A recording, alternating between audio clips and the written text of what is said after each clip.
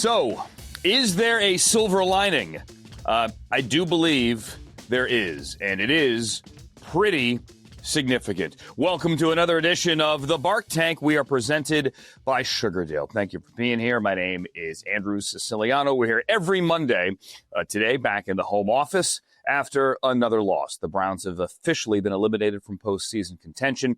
There are now 9 teams that are officially out. The Browns were one of 4 who were eliminated on Sunday. That's the negative. The negative is the loss. You fall to the one-win Titans, 31-29.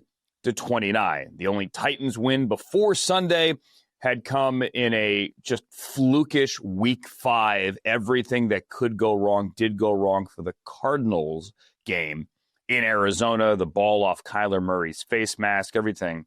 And that's the only other game Tennessee won. That's not the point. Obviously, you know by now the Browns lose.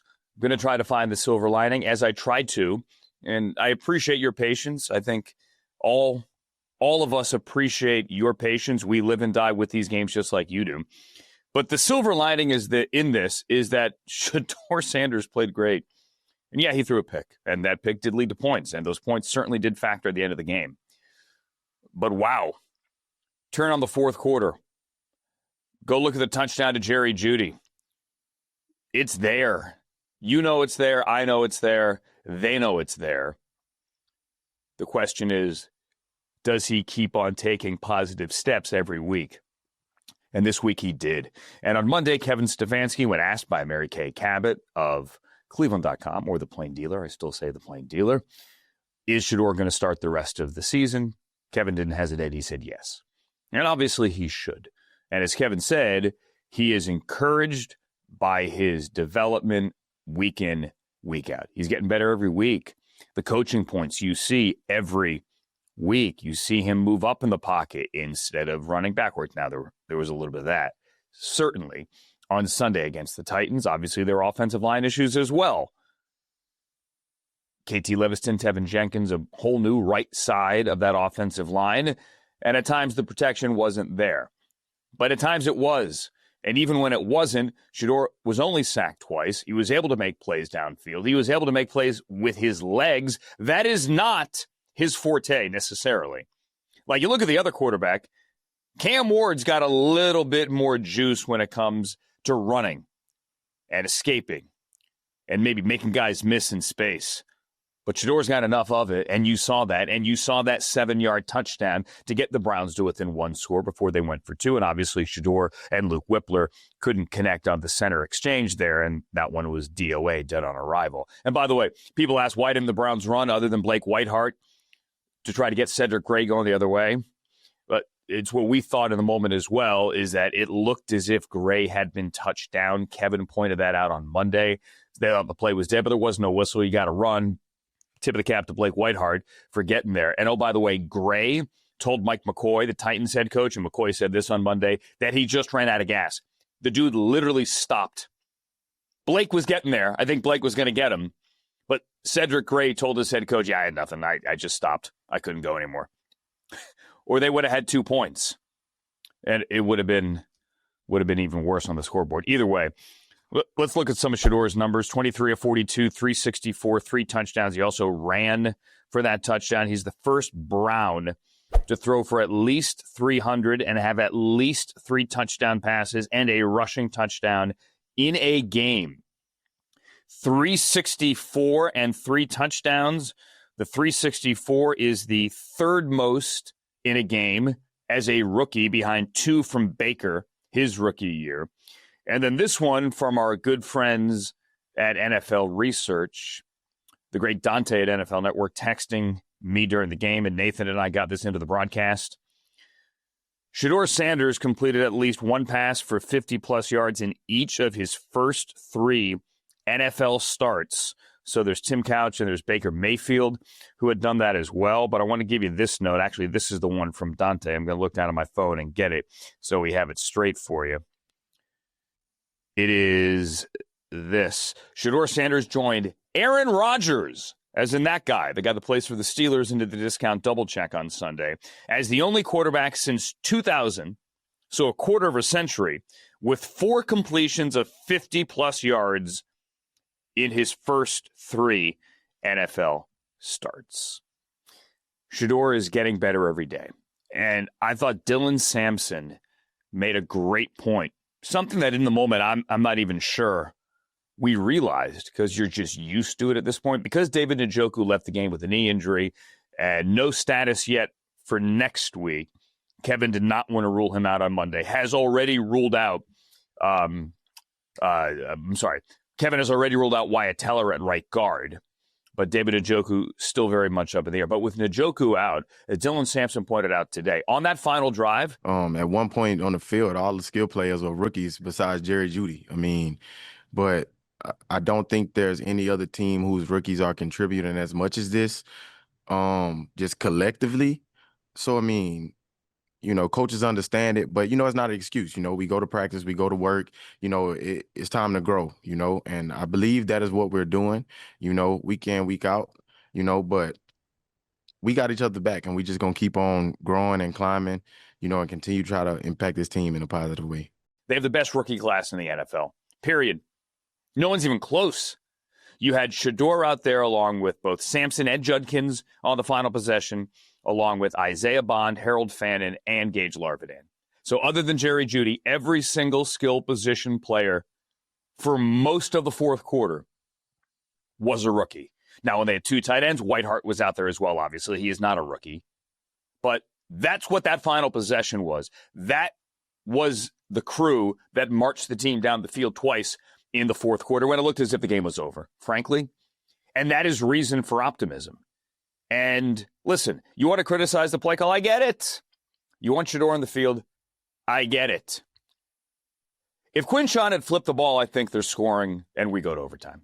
Matter of fact, I feel pretty comfortable saying that. And I'm not going to throw Q under the bus at all.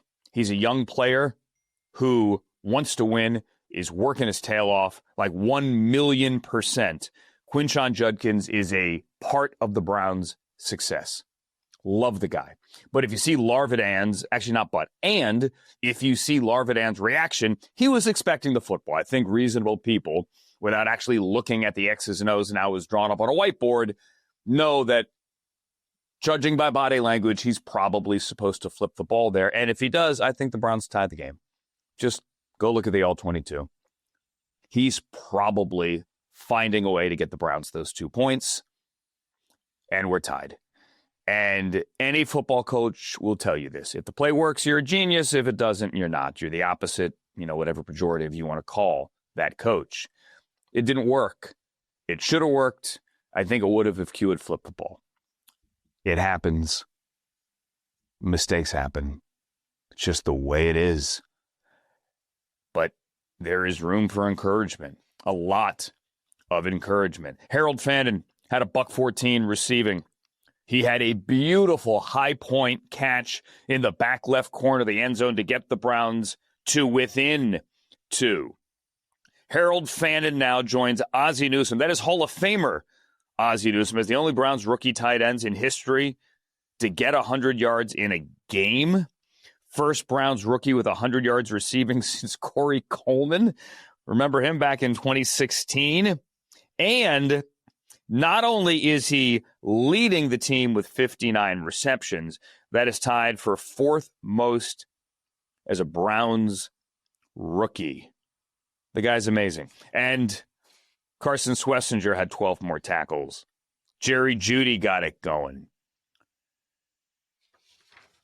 Quinshon had the 58-yard screen pass. The running numbers weren't there. There was not a lot of room to run. That is a negative here. Browns couldn't run the ball, and they couldn't stop the run. That is not a headline I ever expected after this game. Couldn't run the ball, couldn't stop the run. Tony Pollard had an amazing day for the Titans, and Myles Garrett said, yeah, that's on us. Didn't expect that. Alex Wright said the same thing, saying it wasn't exactly complicated stuff the Titans were running. We should have stopped it. They didn't. Defensively, Myles got a sack. He got to 20, which is just bonkers. He got 2 more TFLs, so he has 30 TFLs. Tackles for a loss. Just perspective here. Only one other player in the history of the National Football League has a 30 TFL season. His name is J.J. Watt. He holds the record with 39. Miles is 9 away from said record with 4 games to go. He very well could get it. To me, that's as significant, if not more significant, than the sack record. Now, as for the sack, in the moment, and full disclosure, my eyes aren't that good. I know that sometimes I get the IDs wrong, especially when there's 5 bodies in the middle of a line. And you're like, all right, like 3 guys got there for the tackle. Okay, I know that sometimes I don't get those right. In the moment, I said Alex Wright and Myles Garrett got there at the same time to share the sack. So there is no like Andrew go, oh, we got 20. Because I thought they got there at the same time. Myles was awarded the sack. When we talked about it at halftime, and I say we, like the collected media, everyone assembled in the press box. At halftime, everybody goes and grabs something to eat, a cup of coffee, you know. You catch up. What do you think? What do you think? What do you see? Oh, you look at the scores.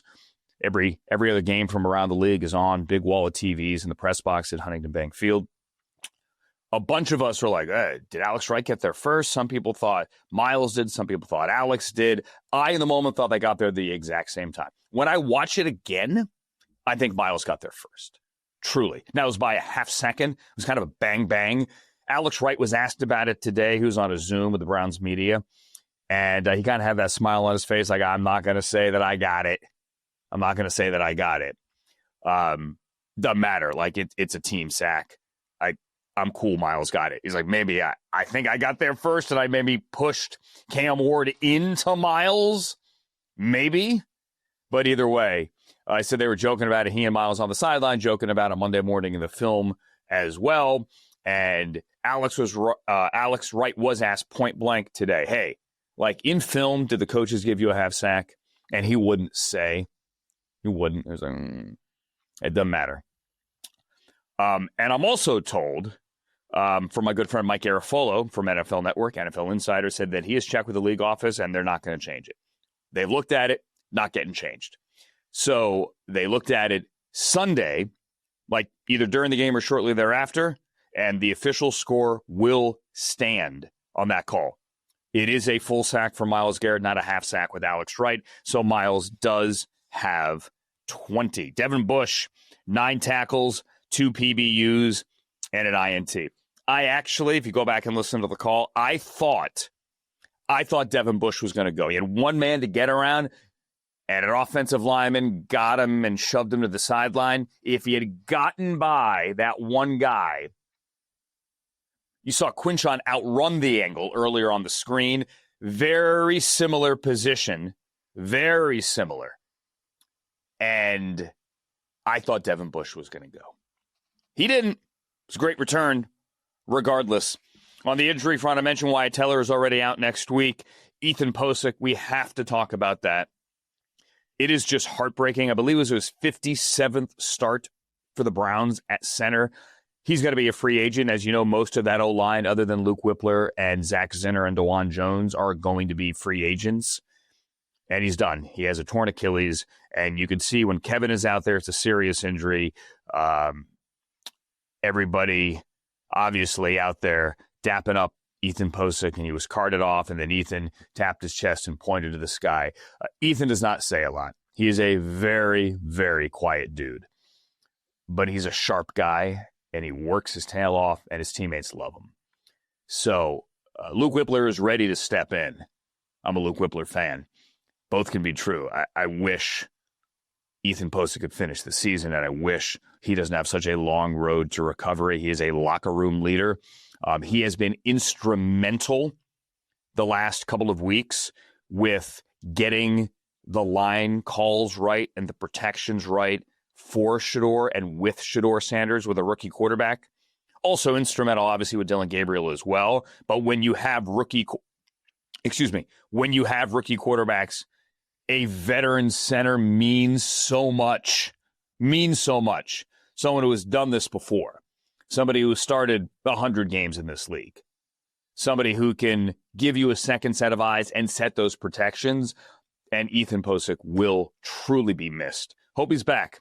in some fashion, but it is a long road to recovery for a veteran center on a torn Achilles. We certainly wish him the best. When Alex Wright was asked about it today, he said he was heartbroken, just flat out heartbroken. But he said that Poe was in the building at the Cross Country Mortgage campus on Monday in the training room and is already in good spirits and ready to attack this rehab.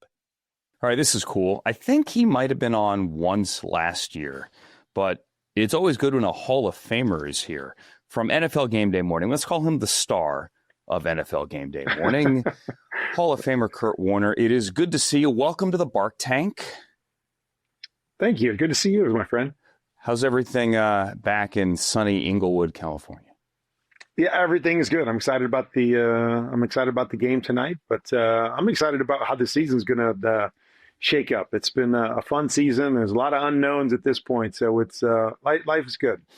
Yeah, and we record this right before the big Chargers-Eagles game. Omarion Hampton, the Charger running back, just got activated, so he's back from IR. He's going to be there, obviously, big playoff implications in both conferences, in both the NFC and the AFC. Before we get to the Browns here, I just got to go back because Buckeye fans are going to want to know about this. Go back last week. Why didn't you – I thought you guys would hammer Rich more in the A block at 6 o'clock Pacific.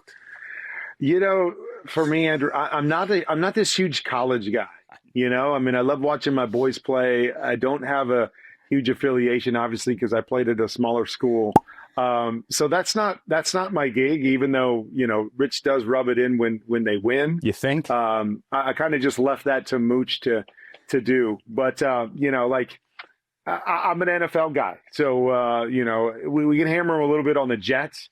But not so much on the Wolves. Hey, the Jets beat the Browns. I thought Luke Lessord, we'll pull back the curtain here, Luke Lessord, who produces NFL Game Day Morning, I thought Luke was going to come out with like double guns and just like destroy Rich. Not that I wanted it to happen. I was just there for the drama, knowing everything that goes on, especially in that very first minute or two at the start of the show after a huge Michigan or Ohio State game or whatever, something in the Big Ten. Well, you also know too, Andrew, is that we've got a 4-hour show. Yes. So if Rich comes out of the blocks and is not feeling it in the first 5 minutes, that can make for a long show, a rough show. So that might be part of the reason why we just, just kind of, he knows, everybody knows, and we'll just kind of leave it at that. And yes, I do understand that. And by the way, I am not in any way suggesting that Rich deserved it. You know me. I was just looking for the entertainment value here. Yeah. And I do, by the way, Rich, I appreciate every time you have me in on the appropriately named and now distributed by ESPN. Fantastic. Rich Eisen show. Love being there. All right. Let's get to Shedeur. I think, Kurt, like the big thing for me, the stats are the stats, obviously, but a lot of it passed the eye test. And I think Kevin Stefanski said the most important thing out loud today is that he's gotten better every single game. And I know they lost, and there's a lot to nitpick. But what did you think of the way Shedeur played against the Titans Sunday? Yeah, I mean, first, getting better. Second, I think they're allowing him to do a little bit more each game as well. You know, I thought the first couple games, they didn't really let him do all that much. But each game he's made some plays and he's made some big time throws and some throws that you look and you say, those are NFL throws. Those are NFL plays that he's making. As with any rookie, not a finished product yet. There's things you want to see get better, but I think he's shown enough and he's earned the right to say, show us if you can be an NFL quarterback. Show us, and not an NFL quarterback, because I think he's shown us that he can play at this level. Show us that you can be a starting NFL quarterback and lead a franchise. And so that, to me, if you've started a few games, that's what the statement you want to make. I mean, I remember when I started back in '99. That was what I wanted to do too. Is each game say, okay, I deserve a shot at this. Like, not that I'm there yet, or not that I'm that guy, but I deserve a shot at this. And that, to me, is what Shedeur has shown in these 3 games, and maybe more so than any yesterday. I thought he made a number of really good plays. He showed the accuracy that he had in college, the touch on the football. He throws a very catchable ball, and he's shown that he can make some of those big time throws. You know, I know a lot of people came in and said, he doesn't have the strongest, whatever. I mean, I didn't have the strongest arm either. You got to be able to make the throws you're supposed to make. And he's shown us that he can make those throws. And so all of that stuff, you know, and I think Coach came out and said, you know, he's going to be the starter the rest of the year. I think that's what it's proven to us. These first 3 games has proven that he deserves this shot to show Cleveland or anybody else around the league that he belongs in this role. Kurt, from a coaching standpoint, if you're getting drilled on footwork, right, whether it's subtle pocket movement or when you're outside of the pocket, remembering reset your feet, right? Like get your mechanics straight before you let that ball out. And obviously that's a little more difficult on the run when you're getting chased here. How difficult is it to take the stuff from practice and actually put it into a game? Like baseball, football, a lot of the stuff, hey, I drill it. But then when I'm out there, my instincts take over and sometimes my mechanics break down. Seemingly for Shedeur, a lot of the little mechanical things that I know they're working with him on have, for the most part, seen improvement on game day. Yeah. I mean, it's creating a new normal. You know, it doesn't matter, you know, how many times we practice something. If it's not our normal, when you're not focused solely on that, you're going to go back to your normal. So when you're worried about what an NFL defense is doing, or you're worried about, you know, somebody chasing at Jeffrey Simmons, chasing after you, you know, in a game, you're just going to revert back to what has become your normal. And that's why, you know, you can stay up on technique stuff and you can fine tune it and you can work on it.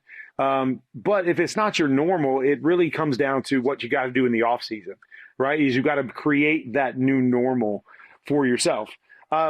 And so, yeah, I mean, with Shedeur, I mean, you know, you go back to Colorado and he's got a tendency at times to kind of float in the pocket, to not get set and stick that back foot in the ground. But when he does those things, he's extremely accurate. And I think a lot of that can also come down to, Andrew, being comfortable with the plays that you're running and what you're expecting from those plays and the timing of those plays. You know, one thing that I've seen with Shedeur is there's times where guys come open early in the on schedule of the play, and he's not quite ready to make the throw. He's not quite set yet, or it's almost as if he doesn't think it's going to come open. And so, you know, he's kind of playing for what's coming next, and then boom, all of a sudden something pops open. And so that usually tells me that he's not fully comfortable with that play or what he's seeing. And I think those are all things that as you play more, as you get more comfortable, as you fine tune an offense, maybe even more to what Shedeur likes or what he's really comfortable with, that you hope those things and he'll settle into those things because, when he looks confident and when he looks comfortable with what he's doing, like I said, he's been making a lot of throws and a lot of plays and, down the field and the throws that you saw him, make in college that led him to this point. I'm talking to Hall of Famer Kurt Warner here. And I think it's really the processing. It's not like, oh, I don't know the play. It's like, all right, well, how quickly, Kurt, take us back to your first year. Now, granted, you had a couple of years, obviously, your journey well documented here. You weren't thrown in 5 minutes after you got out of college. But how long did it take you to feel comfortable going, all right, I'm going to go 1, 2, 3, but I can decide quickly that 1 and 2 aren't there and I got to get to 3. Yeah. How long did it take you? It takes me forever to get the question out to speed up the processing. Again, we got to just look at different individuals as well. Like, that was my greatest strength, Andrew. It was processing, seeing it. But so much of it came back to understanding what we were trying to do as an offense. And so, I always talk about, having your play designer, play caller, seeing the game like you see the game as a quarterback. And so the plays are designed in a manner that fits how you play the game as a quarterback. And so I was fortunate with that, whether that was in college, even playing arena football, and then when I got with Mike Martz, is that those guys understood the game and saw the game and built plays around what I did and how I played. And so that made the process so easy. Like, I would get a play and I'm like, oh, I get it. Like, I get exactly what we're trying to do. Like, you don't even have to teach it to me. I know he's going to want me to go here against cover 2, and this is what he's looking for against man, and this is what we're looking for if we get a corner off. Like, I understood that because, we saw and we spoke the same language. I know that sounds like, oh, well, shouldn't every coach and every quarterback see it and speak the same language? Well, they just don't. So I always use the analogy that you could take 3 Hall of Fame, quarterbacks, and you could put one play up on the board, and you might have one of them that just loves the play. And the next guy's like, I get it. It's okay. I could run it. And then you might have a third that goes, I hate that play. Like, I don't like that play at all. And you're like, how is that possible? That you all do this at an extremely high level and one likes it, because just the way we process information is just different. And so I think a big part of that is always, the quarterback and the play caller or play designer getting on the same page of how they see the game. And so when you have a guy like Shedeur who's, was in a backup role and they're trying to get, Joe Flacco ready and they're trying to get Dylan ready. And now all of a sudden now it's Shedeur's turn. And how does that all fit together in terms of building an offense or building plays that fit the guy that's behind center at that particular time? And so those are all things that I think, you can grow and develop and fine tune now that he's in that spot and they get a chance to work together and maybe shape some things more around what Shedeur likes to do or has done in the past. Is curious how your transition would have gone if you had a similar setup here with all the rookies. So Dylan Sampson, the rookie running back out of Tennessee, made the point today, and honestly, it didn't even hit us calling the game in the booth, that when David Njoku left, he got banged up with a knee on that touchdown catch. Great placement, by the way. Shedeur hitting him in the corner there on that touchdown. But once he left the game, on that final drive in the fourth quarter, you had Jerry Jeudy, and then everybody else was a rookie. Isaiah Bond, Gage Larvidan, Harold Fannin, Dylan Sampson, Quinshon Judkins. Kirk, could you imagine being thrown into that situation as a rookie yourself? Yeah, I mean, I think on the outside, it's impressive, and you think about all the factors that go into it. On the inside, you say the same thing that you're saying as a quarterback. Like, I know how to play the game. I know how to do the right thing. I'm going to expect all those other guys to do the right thing. It doesn't matter that we're young. We've all played a lot of football, and it's about going out and doing your job. And you do your job so I can do my job. And that's all you think about in those situations. You don't expect somebody, because they're a rookie, not to do what they're supposed to do. There's a reason they're in the lineup. There's a reason that they're on the football team. So, again, from the outside, it's always impressive because you understand when you have a lot of young guys that are seeing a situation for the first time, you can't necessarily expect them to all do the right thing and all make the plays that they have to make. But as a competitor and as a guy that played in this league, when I went in there in my first start, I expected to play well. I expected to do the right thing and make the throws that I've always made. And so that really is how you look at it from a playing standpoint.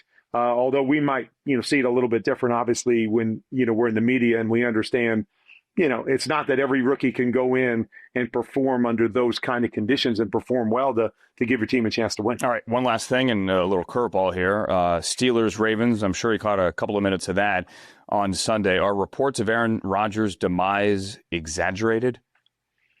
I think Aaron is who he is at this point in time.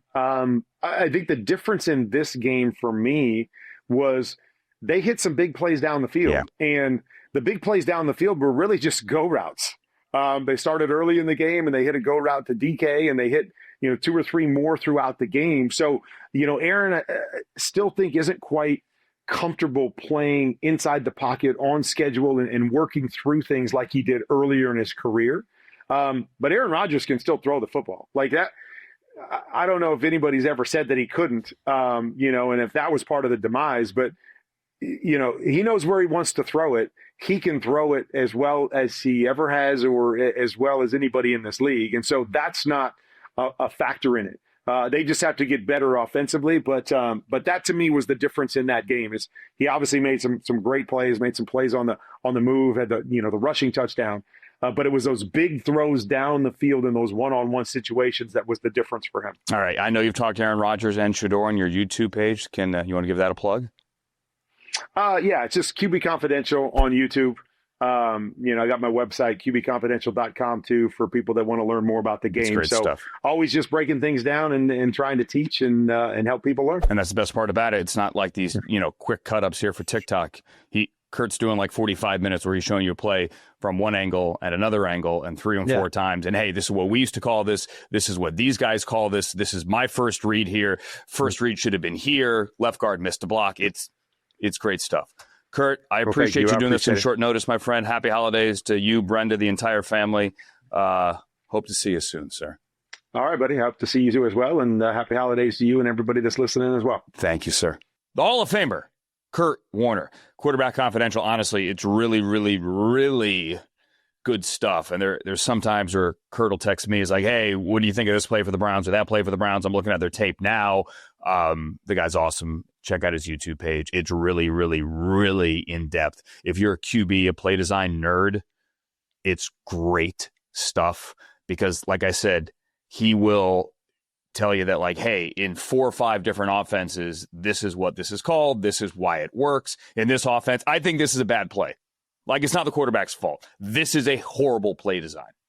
I'm not talking Browns here. I'm just saying in general.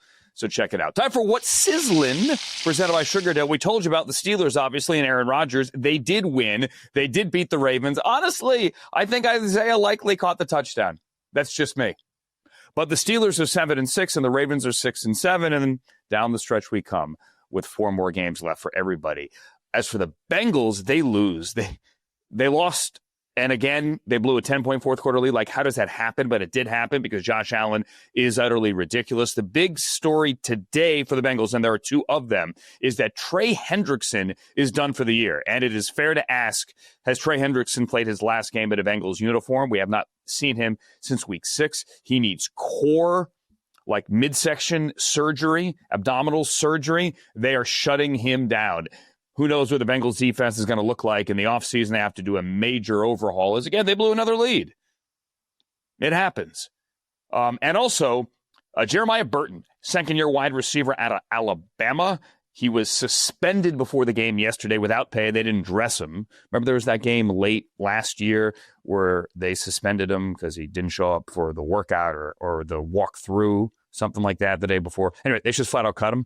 They said, we're good. We're done here. So those are the stories around the AFC North as the Bengals are not officially eliminated, but they are all but out of it after losing that game, blowing that lead in Buffalo. So that's it. It's on to Chicago, and you get a very good Bears team coming up on Sunday at Soldier Field. If you thought it was cold at Huntington Bank Field on Sunday, dress warmly if you are going to join us in Chicago because it could be like 12 degrees Sunday. Like, that's the temperature, not the wind chill, like the temperature. It could be 12 degrees in Chicago. Please join me and Nathan and Gerard for the 1 o'clock kick and obviously the pregame on the University Hospitals Cleveland Browns radio network 3 hours before. All of that for the fun stuff. This has been the Bark Tank. Thanks for listening and liking and sharing and subscribing. My name is Andrew Siciliano. So long, everybody.